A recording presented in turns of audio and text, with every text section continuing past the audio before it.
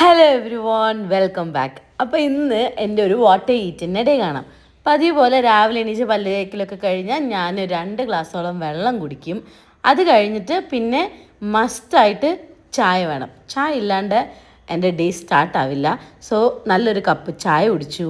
പിന്നെ ഒരു ഏകദേശം ഒരു 9-9:30 ആകുമ്പോൾ 2 ദോശയും ഉള്ളി തക്കാളി പിന്നെ തേങ്ങയൊക്കെ പാടിട്ടിട്ട് അരച്ചൊരു ചമ്മന്തി ഉണ്ടായിരുന്നു. അപ്പോൾ അത് കൂട്ടിയിട്ട് ബ്രേക്ക്ഫാസ്റ്റ് അങ്ങനെ കഴിഞ്ഞു.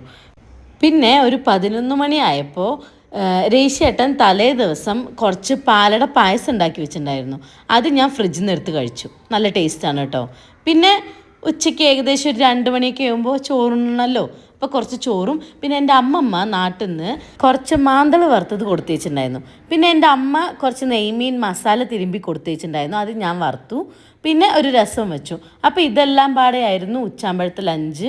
അമ്മമ്മയുടെ മാന്തൾ ഒരു രക്ഷയില്ല, കിടിലൻ ടേസ്റ്റാണ്. പിന്നെ നെയ്മീൻ ഒബ്വിയസ്ലി നല്ല ടേസ്റ്റാണല്ലോ.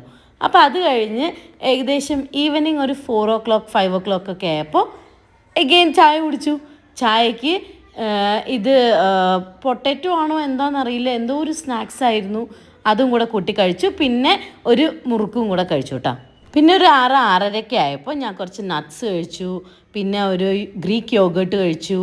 നട്ട്സിൽ വാൾനട്ടും പിന്നെ ബദാമും ആണ് കഴിച്ചത്. പിന്നെ യോഗേർട്ട് ഗ്രീക്ക് യോഗേർട്ട് ആയിരുന്നു, ഫ്ലേവേർഡ് ആയിരുന്നു, ബ്ലൂബെറിയുടെ ആയിരുന്നു. ഞാനിത് കഴിക്കാറുണ്ട്, നല്ല യമ്മിയാണ്. അപ്പോൾ അത് ഒരെണ്ണം കഴിച്ചു. പിന്നെ രാത്രിക്ക് കറി ഉണ്ടാക്കാൻ വേണ്ടി സോയാബീൻസ് വറുത്ത് വെച്ചിട്ടുണ്ടായിരുന്നു, അതും കുറച്ച് കഴിച്ച ഇടയിൽ കൂടെ ബീട്രൂട്ടും പോമഗ്രാനൈറ്റും ആയിട്ടുള്ള ഒരു ജ്യൂസ് ഞാൻ അതിൻ്റെ കൂടെ കുടിച്ചു. ഇപ്പോൾ രാത്രി പൂരിയും പിന്നെ സോയാബീൻ്റെ കറിയും കൂടെ ആയിരുന്നു. ഇതെല്ലാം കൂടെ കഴിച്ചു. ഇതാണ് ഞാൻ ഒരു ദിവസം കഴിച്ചത്. അപ്പോൾ അത്രയേ ഉള്ളൂ. അടുത്ത വീഡിയോയിൽ കാണാം. ബൈ.